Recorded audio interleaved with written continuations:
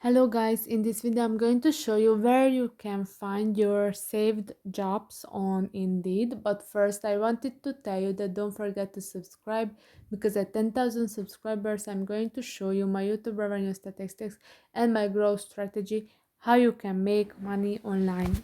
So first open the Indeed app.